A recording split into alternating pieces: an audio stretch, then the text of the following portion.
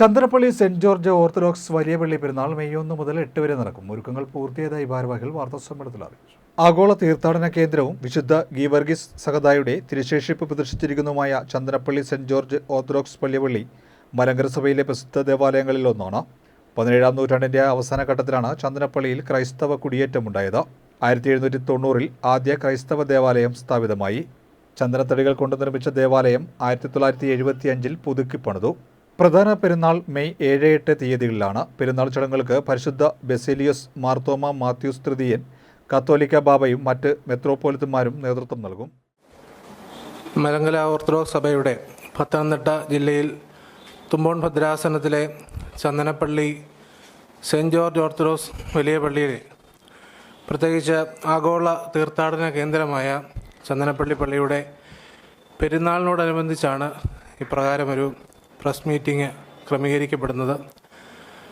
May മാസം 1 മുതൽ 8 വരെ പരിശുദ്ധ ഗീവർഗീസ് സഹദായുടെ പെരുന്നാൾ വളരെ ഭക്തിപൂർവ്വം ചന്ദനപ്പള്ളി ദേവാലയത്തിൽ ആചരിക്കുകയാണ്.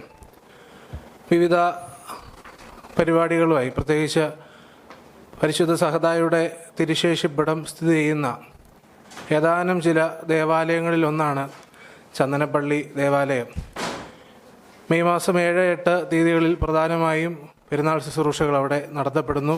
സഭയുടെ പരമാധ്യക്ഷനും കാതോലിക്ക ബാബയുമായ പരിശുദ്ധ ബസേലിയോസ് മാർത്തോമ മാത്യൂസ് തൃതീയൻ കാതോലിക്ക ബാബ തിരുമനസ്സുകൊണ്ടും തുമ്പോൺ ഭദ്രാസനാധിപൻ അഭിമന്യ എബ്രഹാം മാർ സറാഫിൻ തിരുമനസ്സുകൊണ്ടും സഭയിലെ മെത്രാപ്പൊലിത്തന്മാരുടെ വൈദികരുടെയും മറ്റ് പ്രധാന സ്ഥാനികളുടെയും പ്രധാന കാർമ്മികത്വത്തിൽ പെരുന്നാൾ ശുശ്രൂഷകൾ നടത്തപ്പെടുന്നു. അതുപോലെ 8-ാം തീയതി ചരിത്രപ്രസിദ്ധമായ ചന്ദനപ്പള്ളി ചെമ്പെടുപ്പ് 8-ാം തീയതി വൈകുന്നേരം 3 മണിക്ക് അവിടെ നടത്തപ്പെടും. അതുപോലെ സെൻറ്റ് ജോർജ് അവാർഡ് എല്ലാ വർഷവും പോലെ ഈ വർഷവും അത് ക്രമീകരിക്കപ്പെടുന്നുണ്ട്.